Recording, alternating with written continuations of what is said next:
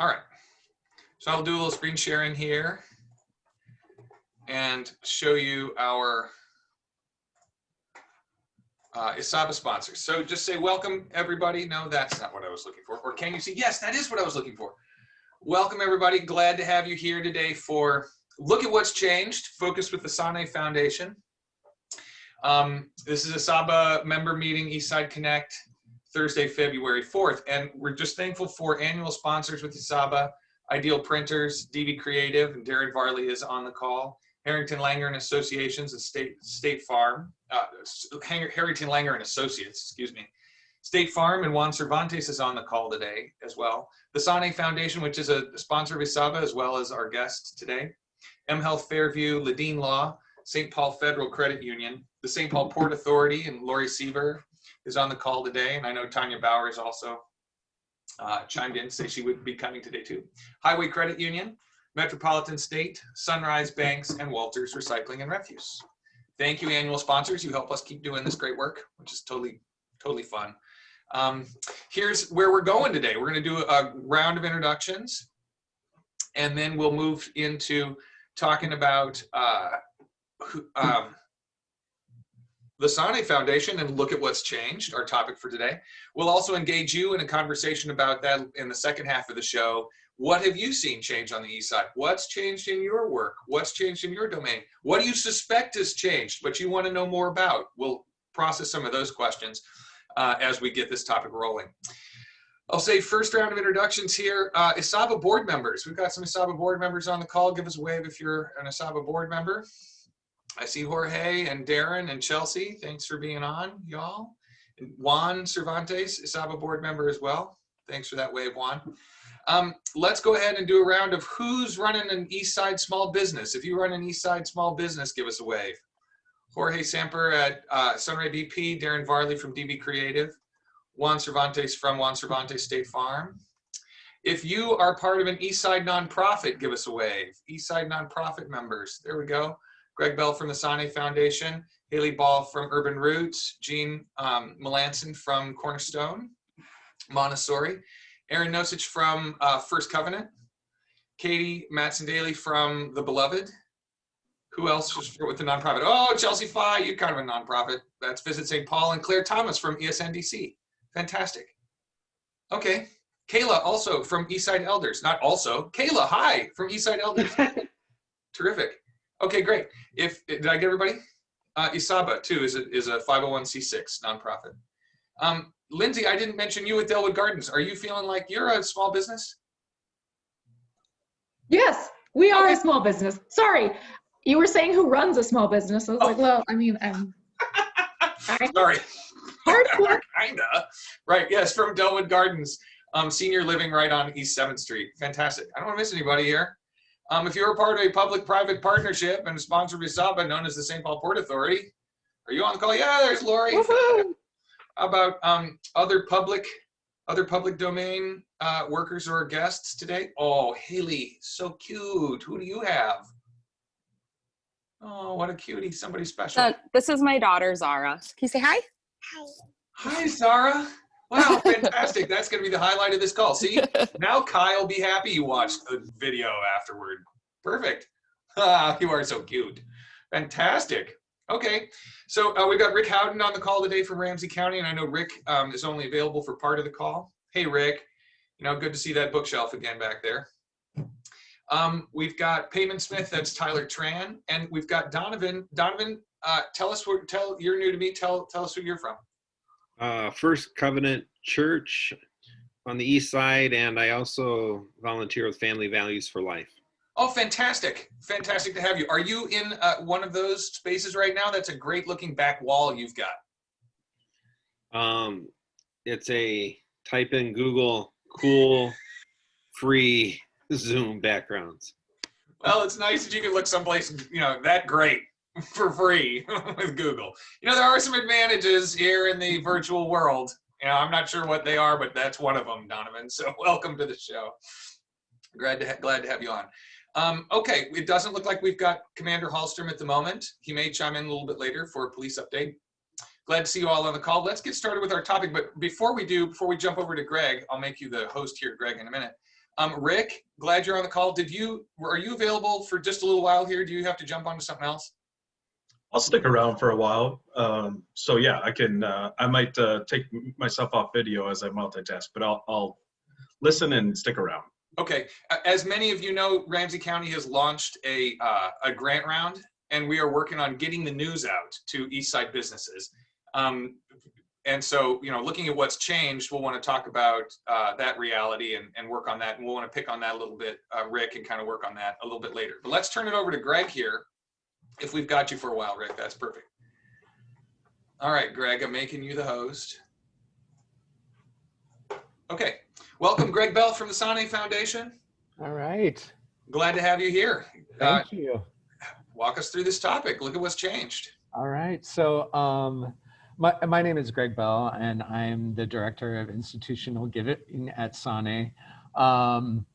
I'm about a month and a half into my job right now. So what I like to say is I know all the answers, to your questions. But I'll try to get the answer to your question and get back to you maybe. But definitely cool things here happening at Sanneh. And COVID was a rift for everyone. Thinking about how sustainability of our businesses and the economy and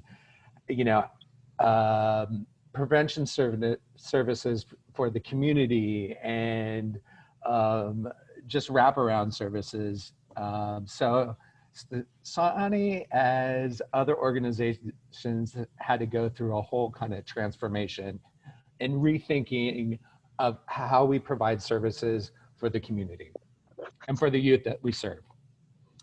So let me try and share my screen here.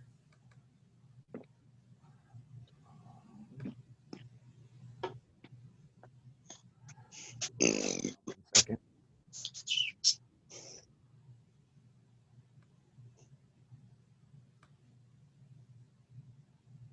Okay, so for it's the Sanneh Foundation. That's the pronunciation, as we talked about earlier. But Sanneh Foundation. So how I'm going to talk about it is what the programs that we have been doing since 2013, and then how we shifted with COVID. And so, our goal at Sanneh is really to empower diverse populations, improve the quality for life for all Minnesotans. And we do that through empowering kids, improving lives.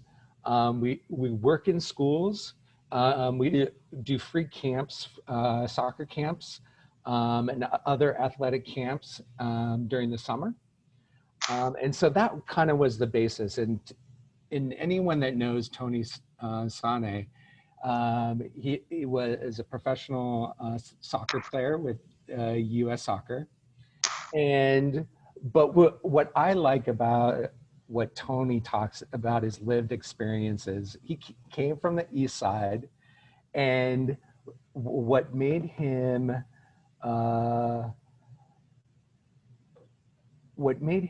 a success was his growing up, that he had mentors that supported him, that he had community centers that he could go to, that he had coaches that helped him be successful. And so that is what he wants to give back to the community. And so we took over Conway Community Center from the city to do that, to provide support for the community, for the youth, and the parents. And so then COVID happened, and that did a little bit of a rift. But what we do is we have Conway Community Center. We also have our Dreamline program. And so Dreamline works with schools in St. Paul, but also in St. Cloud. And so we have mentors in the school that are working with youth that aren't successful academically. And we pair them with a mentor in those schools. Those mentors work with those students and help them just relate, talk about their problems, really build that cultural responsive mentorship program, if you will.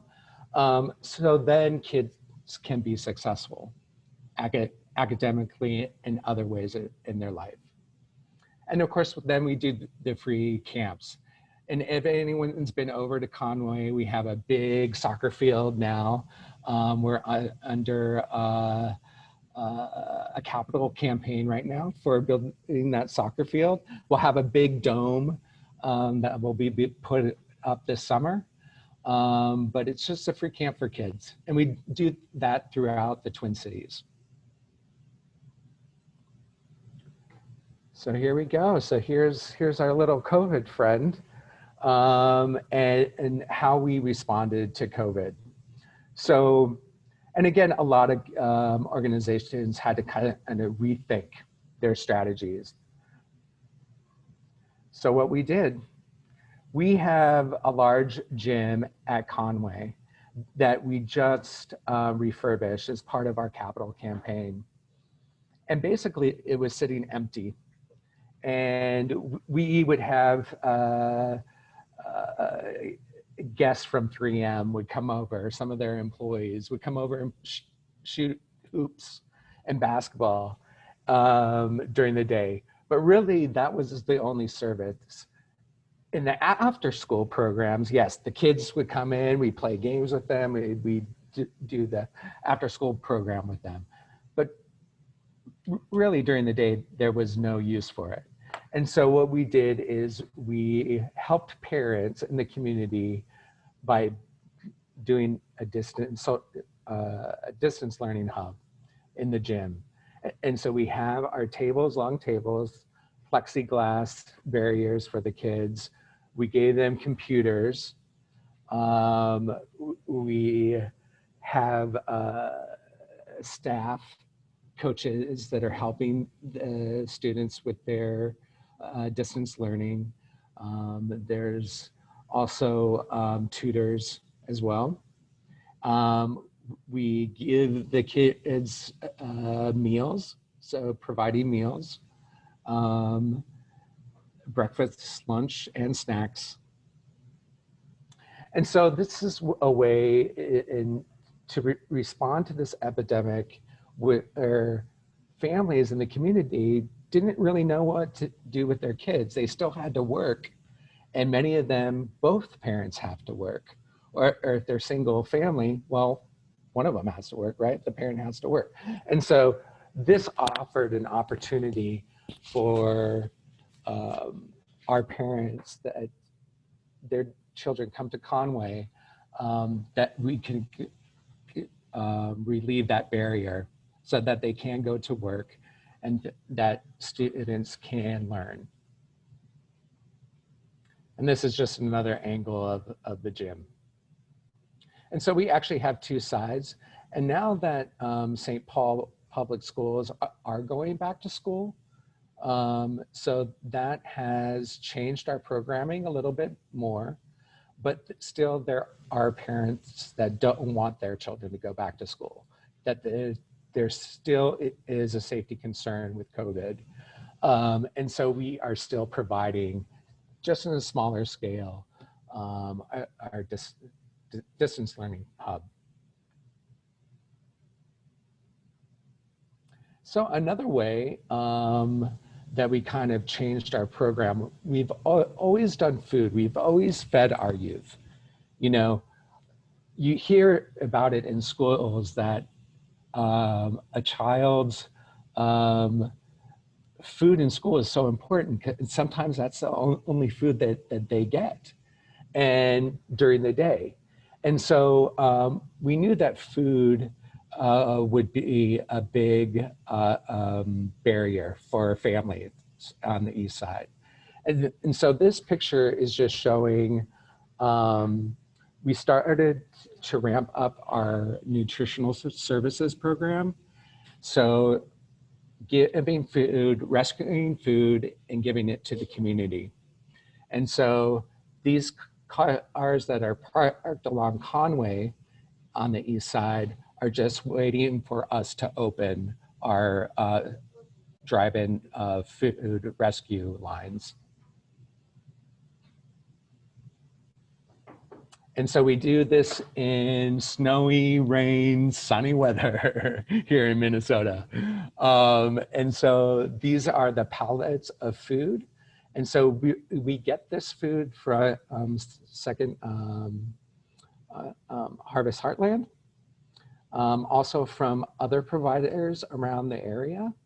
And we rescue this food, we sort it, we package it. Sometimes we get packaged food from other organizations, and then we deliver it to the community. And so at Conway, we do this on Wednesdays and Fridays between 3 and 6. And the pallets here, and you'll see our workers, a lot of these workers are youth workers. So they're anywhere between 16 and 28 years of age. And so they're learning this kind of soft skills of resume writing, of interviewing, but then they're also learning those hard skills of doing in a nutritional services program and leadership. And so a lot of the times this happens organically, but we also have a curriculum, a workforce curriculum that we're working with this youth.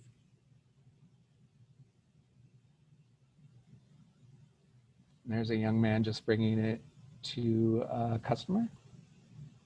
And so another thing that we had to do, and when we're thinking about food and food distribution and how are we going to do this? How are we going to solve this problem and this dilemma in the community?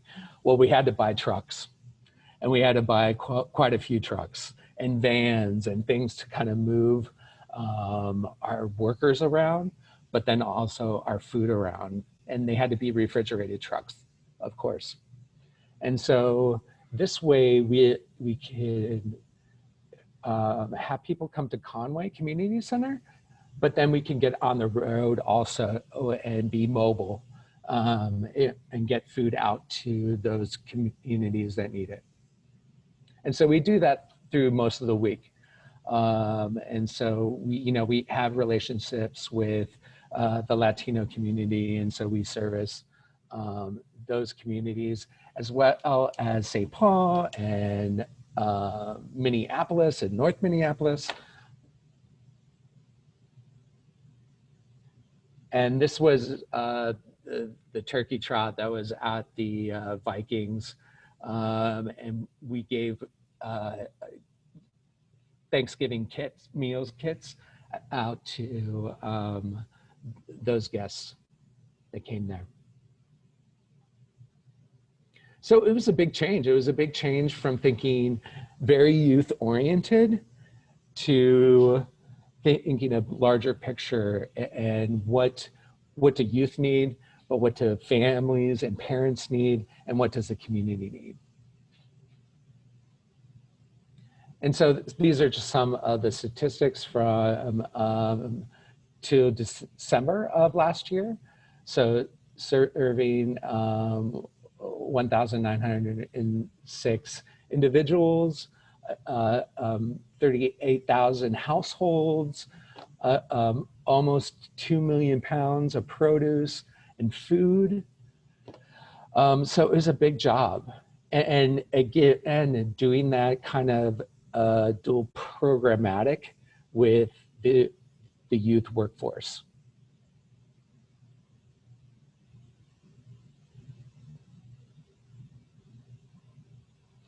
So another thing that we had to kind of rethink and was our gala, was our big fundraising gala. And so we knew we wanted to do it. We wanted to do the gala, but we're doing it online. So it's gonna be an online, everyone's life is on Zoom now, It's one Zoom meeting after another Zoom meeting. So, it's just the sign of the times.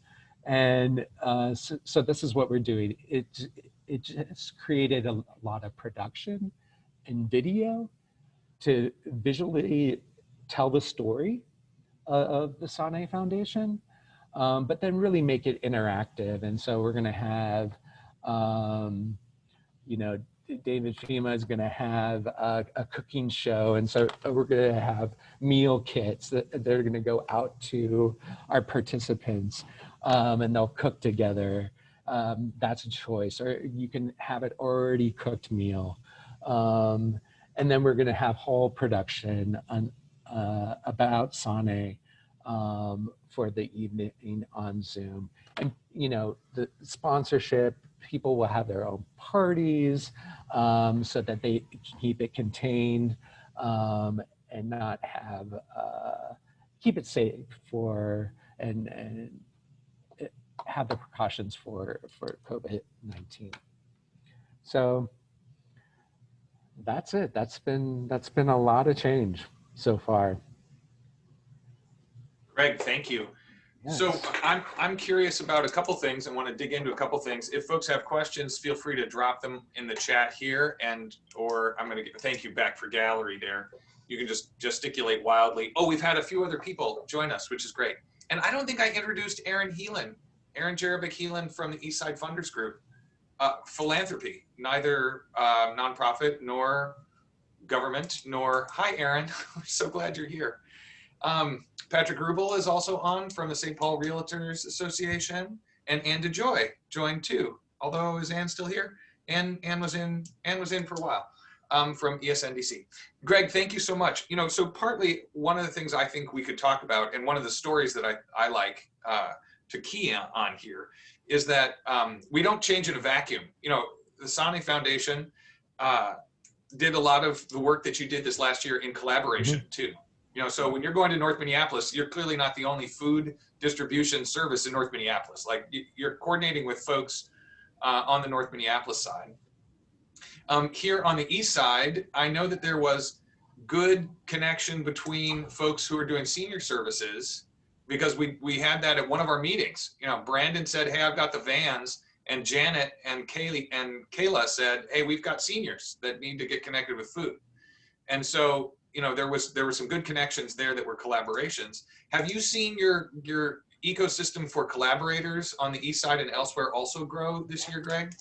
Talk about that. I mean, I think as you're thinking about a new project, your network just grows, right? And how you collaborate, because you can't do it in a vacuum, like you said, Paris. And it takes a village, right? It takes all hands on deck. And so we know at Sanneh, we only have a certain amount of capacity to really pull it off. And in order to meet all the different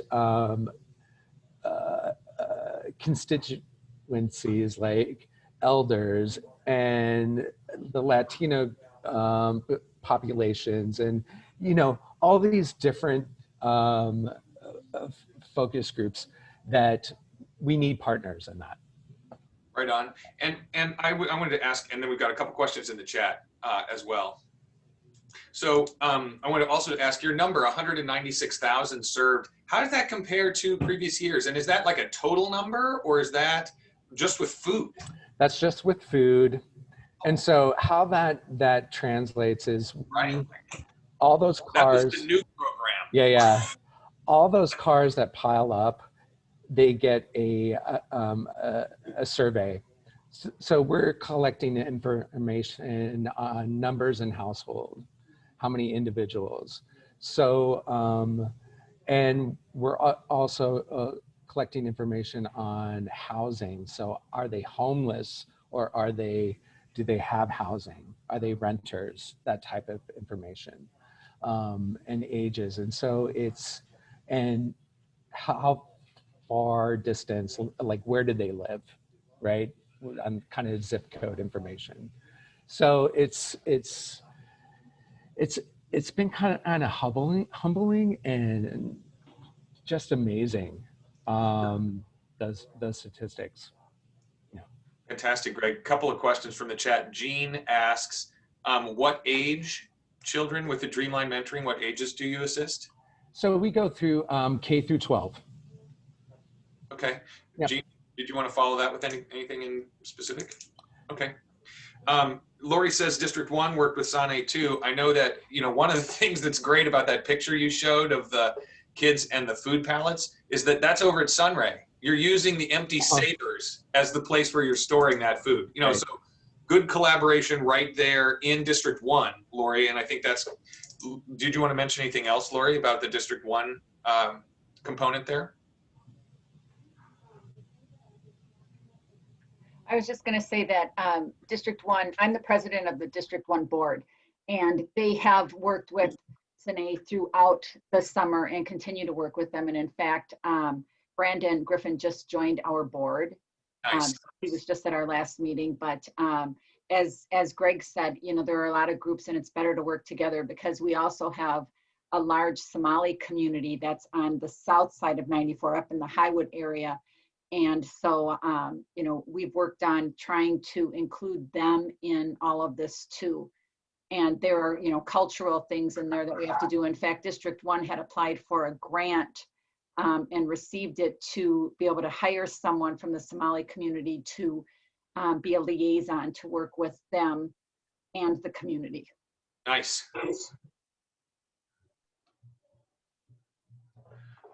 That's fantastic. Really good point. It looks like someone from Southeast Community Organizations is chiming in now too, which is great. We also have Rebecca Nelson, who wears many hats, who is the District 4 Community Council president on as well, knowing that, it takes a lot of collaborating to really make things work on the east side. Juan asks, oh, there's Betsy. Hi, Betsy. We just talked about District 1 and your collaboration with the Sanneh Foundation. So you see Awesome. Greg up there from Sanneh. Lori just talked about District 1 really working on connecting and helping connect the dots as the Sanneh Foundation ramped up to do food distribution and some other things that weren't typically within their mission, and expanded to kind of do that. Rebecca, I was just about to turn to Rebecca and ask about other changes that you've seen kind of on the east side, but Betsy, while we've got you unmuted, and Rebecca, you can think about this for a second. Other changes you've seen on the east side, food definitely being one of those things. Greg mentioned housing as one of those things that really surfaced as something they were hearing from folks a lot. These are not things that are uncommon to the work that you do normally, but new challenges under COVID, you think? Yeah, we have a part of our community, our furthest south neighborhood, which is Highwood, which a lot of people think is our most affluent neighborhood. And actually is a food desert. So we have a large number of community members who are lower wealth, who some mostly Somali, but not entirely, who haven't been comfortable with or haven't been able to get to even the Cub Foods at Sunray. So when we partnered with Sanneh, we were doing distribution to them. And I think we'd love to continue it, but it was essentially just me and my coworker, and district councils literally do everything. So it was taking up a quarter of our time. We don't have the capacity to do it indefinitely, but certainly if Brandon reaches out to us again this year, we'll probably assist with some of the food distribution events. In addition, we also did a collection of and distributed just some basic hygiene and toiletry items. There's always a need for diapers.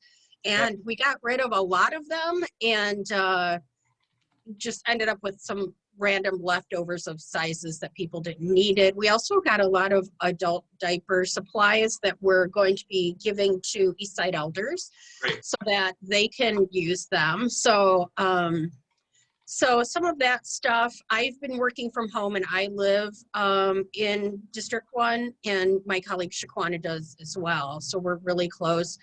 We've also been keeping an eye on Sunray Shopping Center and changes happening there. A new plasma clinic went in and I'm not sure if it's finished yet. I was at Sunray the other day, that's where our office is. And The sign is mounted on the outside of the building. I don't know if it's operational yet. It's been a huge construction project. So I continue to worry about anything happening at Sunray, businesses possibly closing. Our new business is going to come in. We were promised a lot of updates and changes last year that didn't happen. You mean from the And- board, from Brixmore? Yeah, from the management, you know, for like everyone, you know, it's hard because our office never stopped working when the pandemic hit, but we do hear from big businesses and government like, oh, well, we don't know what to do. It's COVID, but we're pretty nimble because we're so small. So I do want to, I think, and I'll talk to Lori about our board president too, but I think we should meet with Brixmore and say, okay, what are your plans for this year? Landscaping, cleanup, renovations, because that's our community hub. So that's kind of some of the stuff that I'm working on. Then we're also very involved in housing justice, to making sure that our community members hopefully don't get evicted, can afford their homes, you know, all of that stuff. So yeah, that's where we're at.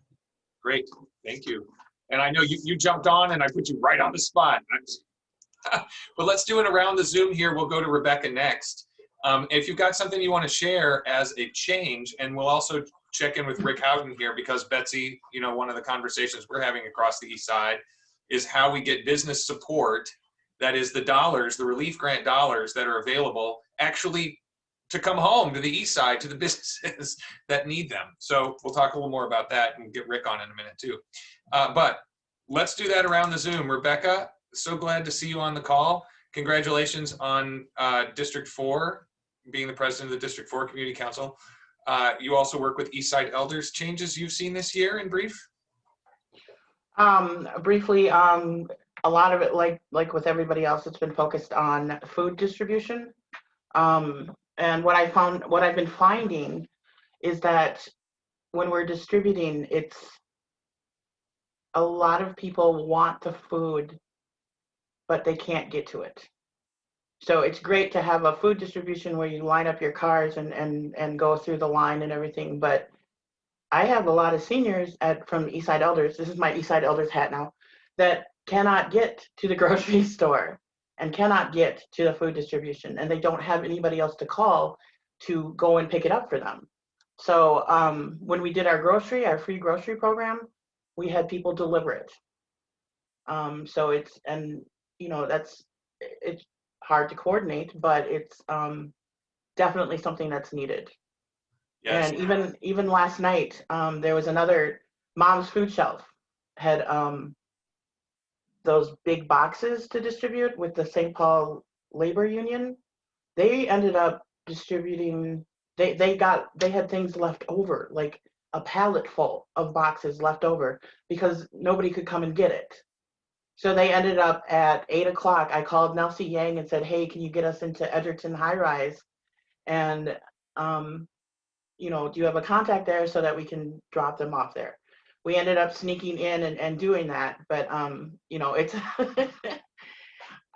if you put your mind to it, you can do anything. But, it's just difficult to get that food out. The food is there, but it's difficult to distribute it to the people that need it. So. Rebecca. Also, District 4, we're looking for a new ED. We're in an active ED search. If you want to check out a website, we're looking. We're in a growing year. It's a great place to be. We're starting from the bottom and, expanding up. A lot of things that are happening are the Kellogg Bridge, the Gold Rush Line. Lots and lots of new things that are popping up that people can be involved in and join in. So I'm excited. Right on. Thank you, and thanks for that update as well. When you've got the position description, let us know, and Isapa can post about that and circulate the word too about that ED search. And it's on the website. It's on the website. The description and everything is on the website. Great. Okay, I'll go pick it up. Thank you. Absolutely. Okay, so we've got a couple of things chiming in here in the chat. Katie brought up a couple of them here. Sorry, so the couple came, I'm sorry, I have to scroll back through the chat. Northeast Seniors is also distributing groceries weekly and doing delivery. And Katie asked, is anyone coordinating around food giveaways? Rebecca Nelson, Eastside Food Queen. What do we know about coordination for food giveaways? Or a comment about that? I don't think there's one specific group that's doing the food coordinating for, one specific place. I know there were a couple of people in the beginning of the pandemic that tried to make lists of who would be where and when and how long and et cetera, but I think it just kind of fell to the wayside. So it's more of a, if you go on Facebook, you can see all kinds of, who's distributing and when. A lot of the times it's like last minute though. So you'll see it like the day before, and then you'll find out that, yesterday it happened. But the Y has a distribution program up on Arcade. Mom's Food Shelf is doing distribution. Christian Cupboard, and we were doing distribution. It's all kinds of little places all over the place. So it would be nice if we could have a coordinated schedule, but somebody would have to be put in charge of that. So Katie, yeah, just jump on up. I may actually, that would actually be a really, we were doing a twice a month grocery thing. We had to close because of orders from our bishop, but we're back in, we're allowed to have people in our building in small numbers now again. So we're hoping to start something, but we're always hearing from hungry people. And then like Rebecca, we're always hearing from, oh, I really wanted to get to this, but I worked, or I really wanted to hear about or get to this, but it showed up on my timeline 2 days too late, or, those kinds of things. So. Yeah, so this is here, we kind of raise up crucial needs. To work in this nonprofit sector and in this domain in particular, you don't also just have to be able to pick locks over at the high rise with Rebecca. There are other things, but that's exciting. Like, don't think that working in nonprofits isn't exciting, right? Right. Betsy, do you want to chime in? There is a website that a group of volunteers who do coordinate and promote food distribution all over the Twin Cities. I put the link in the chat. They're called Twin Cities Mutual Aid. And I do contact them on occasion, like Sanneh wasn't on there, and they'll put things up there. Occasionally they reach out to me asking if we need volunteers or if we have something coming up. And I first met them this summer. I was doing some volunteer work for District 2 up at their site when they were distributing out of their new community center on Rose by Payne Phelan.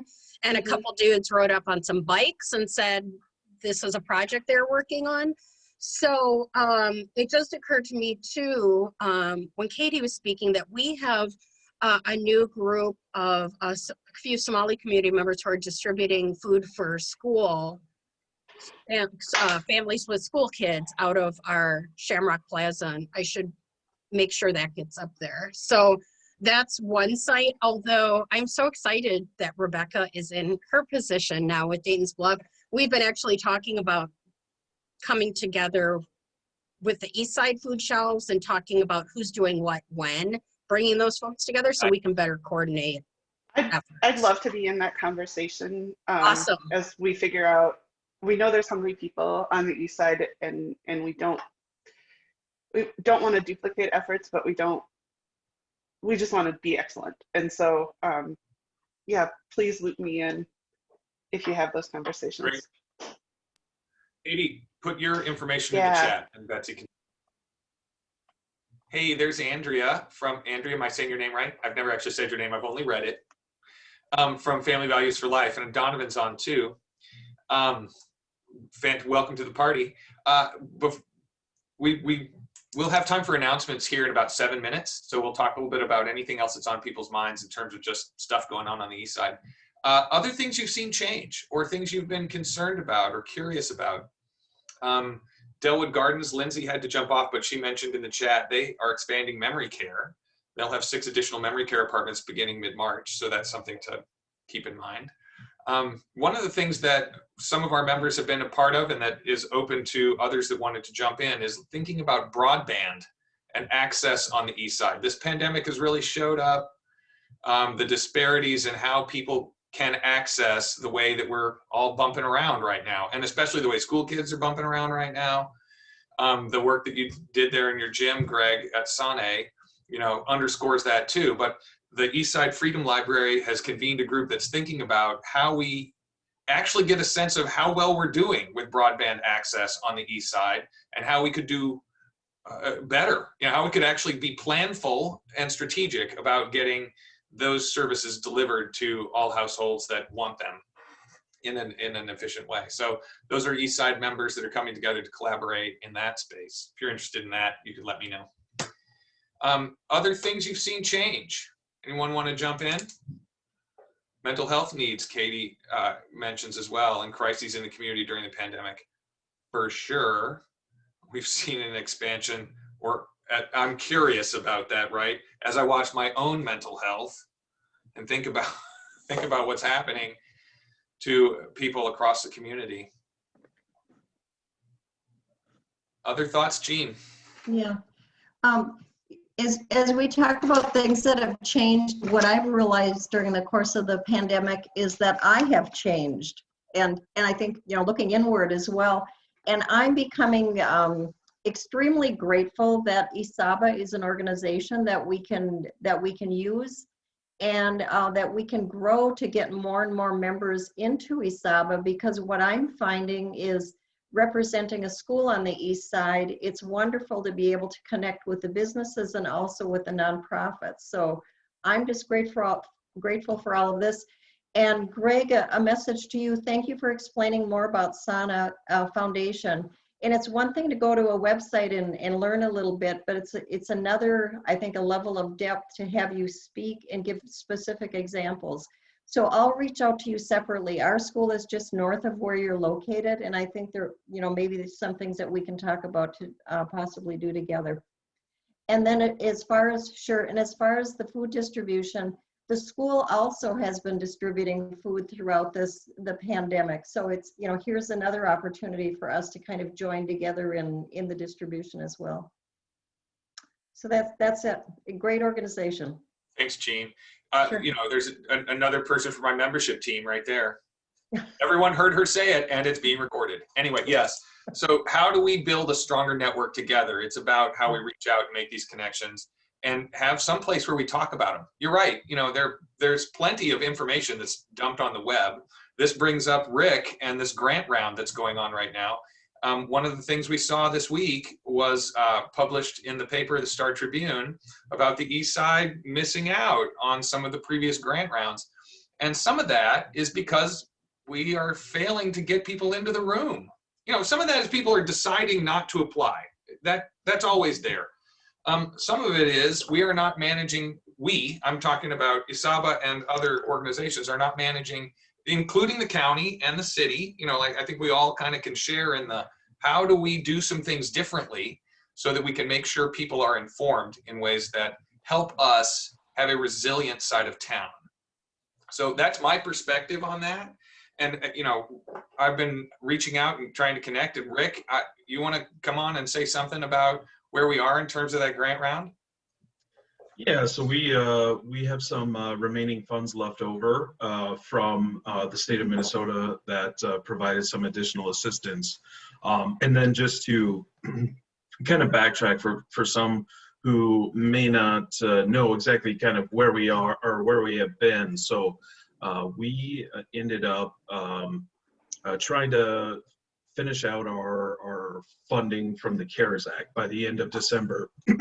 Excuse me. And so we launched a third round that closed on December 4th. That round actually launched the same day that Governor Walz issued Executive Order 2099, which was the pause in restaurants and other fitness facilities and things like that. That round created a healthy interest for us. And so we were able to fund as many as we could with our CARES Act dollars. And we have had a backlog of about 700 applications that we then decided to prioritize in terms of the funding that came from the state. And so we've been working through that. Some may have heard there's been a little delay in the money coming from the state to the county. And so we've got that money over to our grant administrator now, and that process is starting to move. So if you know people who applied prior to the December 4th but haven't heard yet, we've tried to send updates, but things should be moving now. And so we have some anticipated funds remaining, approximately about $3 million. And so on Monday, we launched an additional round. I'll also note that in the meantime of trying to determine what to do and how to, what sort of eligibility criteria to have for this additional round, we created a wait list. And so we had a wait list of well over 450 people who had contacted us interested in receiving information on this round. And so part of our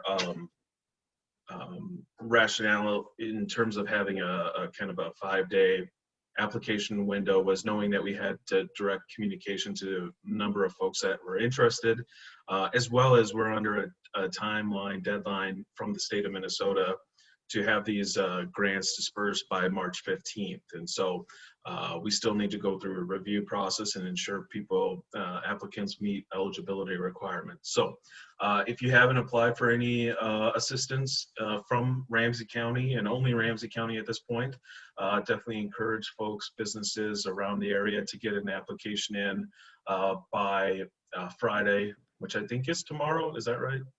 My days are getting all blurred together, but the application window, the application will close at 11:59 p.m. So for all those procrastinators out there, I just want to make sure they get all their information in by tomorrow night. So. Okay, so right, tomorrow night is the deadline for this particular grant round. You know, and some of Betsy, I saw you, but Betsy disappeared from her living room. She's gone. Alien abduction. Right here, you saw it. No, okay. Just talking about how we get the word out and do a better, Betsy's back. We do a better job of really connecting with our East Side businesses. We really need, there's a number of things that we really need. And a coordinated conversation amongst folks like Betsy and Rebecca and Lisa at District 2 and Jack over District 5 or Ann or Claire at ESNDC to talk about how we get the word out to businesses that aren't hearing about these things, aren't applying for these things, don't think they're for them, or have barriers between them and this money, is one of those conversations we need to have. So Ann and Lisa and I are talking a little bit about that today. Betsy will definitely loop you and Rebecca in as we kind of figure out where we go with this. I think tomorrow by midnight is too late to learn anything new, Rick. We're gonna have the same problems we always have on this one. Don't you?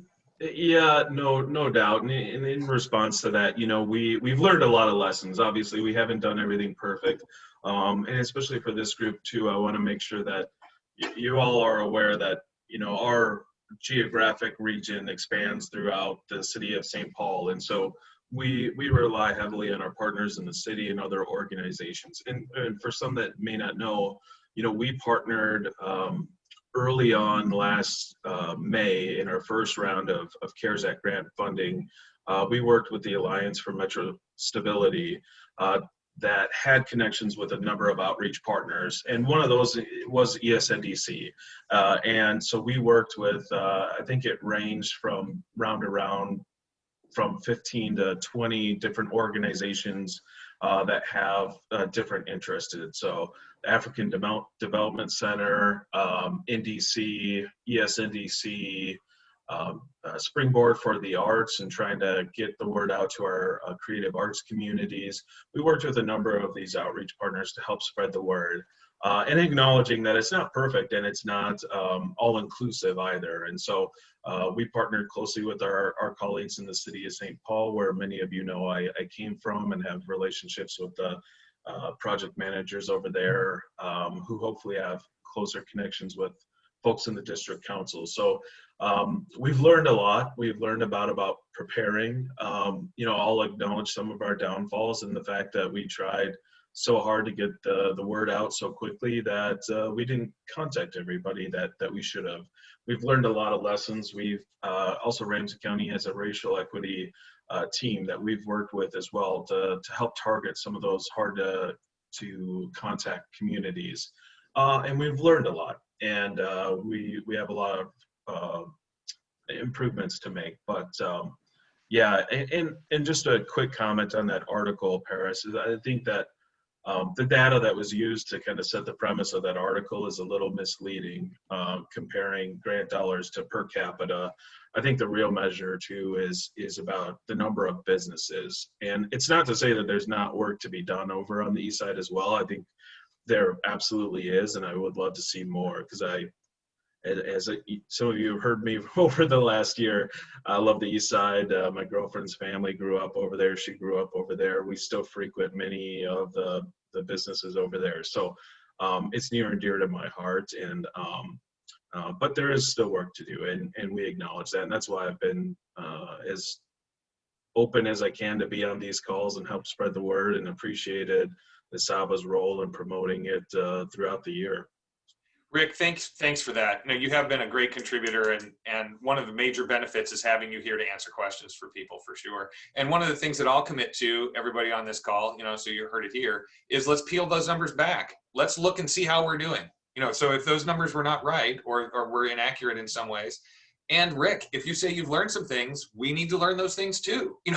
We can see that there are gaps, and I think we need to be learning how to get our hands on trying something new, so we learn something new as often as we're given that opportunity. So anyway, thank you for that. I'll go ahead and hold you and I to that, man, and we'll do some work. Yeah, no, and just real quick, as we were trying to prepare data and in conversations with the reporter too, I mean, when you look at a city of St. Paul map, and I think that one of the stark differences too is, communities on the east side, whether it's down in the Highwood Hills area or up on the greater east side, one of the most striking things is just the lack of commercial zoning areas that, and a lot of those, that doesn't allow for more businesses in that area, and the residential population is much greater. So that's just one of the things that I was kind of irked by. It is kind of misleading, because the St. Anthony Park area is very low population, but has a lot of industry and a lot of other businesses. And so I just didn't think it was a fair comparison, but I'm committed to do more to connect with and do outreach with folks like you and other organizations, work more with Betsy and District 1 and District 2 and others too. So it's a great community. So. Totally good. Let's do some announcements. I promised Andrea we'd do announcements 5 minutes ago. And now she's got somebody incredibly cute who's stealing the show. We saw Zara earlier. Who have you got, Andrea? And go ahead with your announcement. Hi, everyone. I'm Andrea from Family Values for Life. And this is my son, Elijah. And he wants to watch Elmo on my phone. So when a toddler needs you, you need you. I was in another meeting and he made me put on his hat. So hey, when a toddler tells you to put on a hat, you put on a hat or ask you. So thank you all for having me here. I really appreciate it. I'll just make it really quick since I know we're at time. I wanted to make an announcement with Family Values for Life. We are having a women's conference here on Saturday, February 13th from 9 a.m. to 1 p.m. And I just want to give a little information around that. With Family Values, we work with women, with families, but women and children more so on the east side. And we really try to, it's mostly women in transition.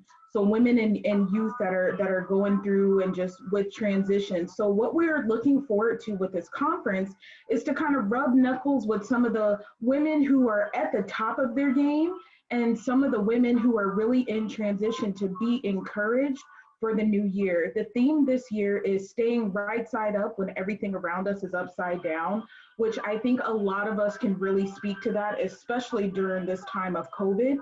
So we are looking forward to doing it virtually this year. We normally have it at FCC And we normally do it in person, but this year, oh, there's another kitty.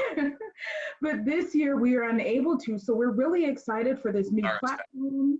Yeah, for this new platform that we're using. It's going to be a conference style. And we have breakout sessions that speak to our 4 pillars: physical fitness, spiritual empowerment, financial stability, and mental alertness. So we're really excited about that. And our keynote speaker, her name is Parthia Hill, and she is an encourager from High Praise Ministries Destiny Center. And I know her personally. She's a phenomenal encourager. And so we're really looking forward to that. And our other sponsor that we have as well is from Blue Plus, Blue Cross Blue Shield Blue Plus, and they're going to be just speaking to us about some mental pieces as well. And so if I can get that information out to you, we still have time to register. We are giving gifts to people who will be registering, which also have some Ramsey County information in there as well, with hand sanitizers and masks and just how to stay safe during COVID, some mental pieces, and just a little bit of everything. And it's actually a tea set, and it says "Have a beautiful day" or "Beautiful day."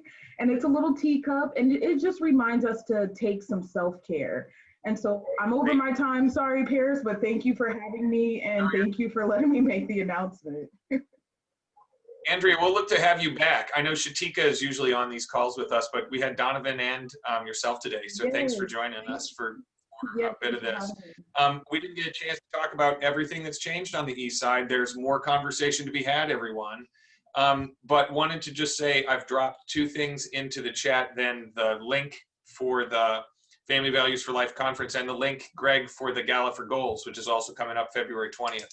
So consider both of those things and be looking for other ways that we can connect with each other. I want to just give the final wave here to Claire Thomas, who is our, if she's still on and can hear me. Claire is our guest next week for Eastside Connect.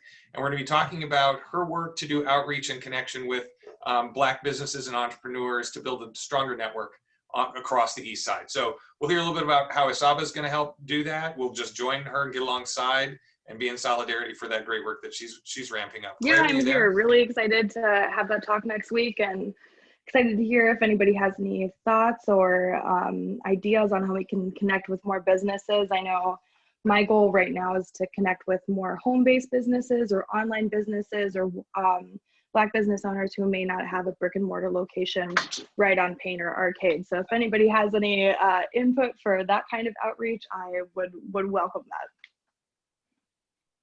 Fantastic, Claire. So we'll dig into that next week for sure.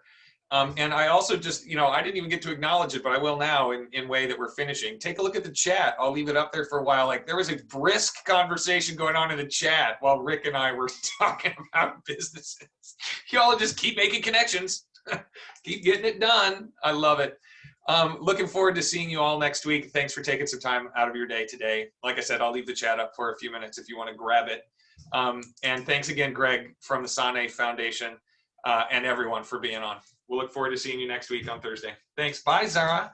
Bye. Is it Elijah, Andrea? Okay. Think about whether I heard that right. Thanks for having me, Paris. You can add me to the meetings, and I'll be here. If Shatika won't be able to make it, I'll be able to be here. Fantastic. Thank you. Thanks for joining in, and we'll look forward to getting to know you more. You too. Thank you. Oh, Andrea. Okay, yeah, no, I've got your email address, so okay, that's all. Sounds good. Thank you. Okay. You have a great day. Hey, Greg, thanks for spending some time with us today, man. Anything you want to say in reflection?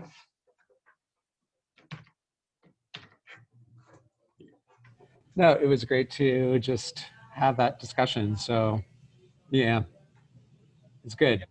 Yeah, I really appreciate what you bring to it. And you can see, like, this is where I'm hungry. This is where the group is hungry. How do we connect so that we're more effective? How are we working together so we're getting more done? How, where are we missing out? How could we stretch to make it happen?